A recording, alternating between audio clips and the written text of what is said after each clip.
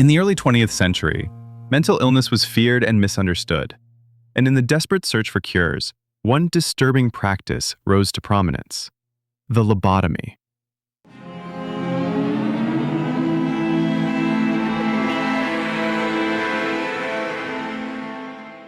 This is the story of how it started. The lobotomy was born from a mix of scientific curiosity and psychiatric desperation. In 1935, Portuguese neurologist Dr. Antonio Egas Moniz performed the first prefrontal leucotomy. He believed that severing connections in the brain's frontal lobe could calm patients with severe mental disorders. Moniz's early results were hailed as revolutionary. In fact, in 1949, he was awarded the Nobel Prize in Physiology or Medicine.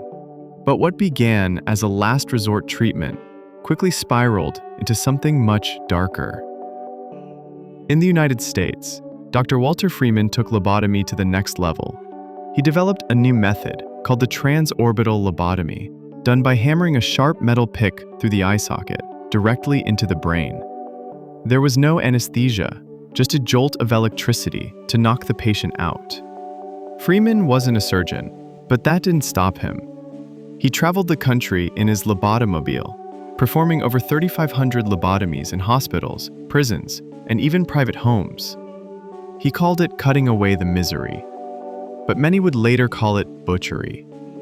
Before lobotomies, patients often lived in torment, struggling with psychosis, depression, schizophrenia, or violent outbursts. Their families and doctors, desperate for relief, saw lobotomy as a miracle cure. And film played a key role in selling that illusion. Doctors and hospitals created before and after videos to show dramatic transformations.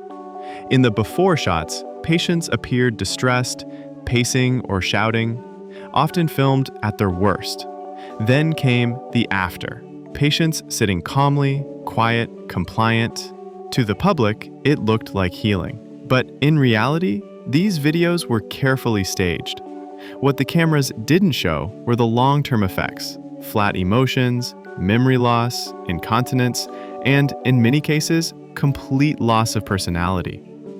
Behind those vacant stares was a life diminished, not restored.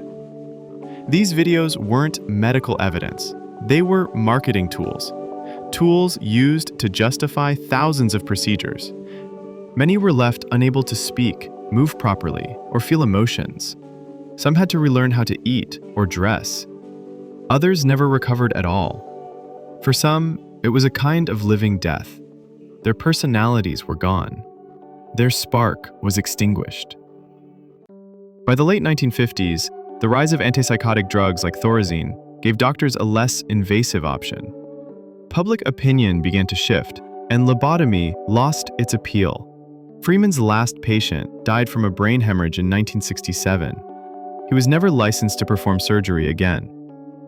The lobotomy is a chilling reminder of how far we'll go to treat the human mind, and how wrong we can be when desperation overrides compassion.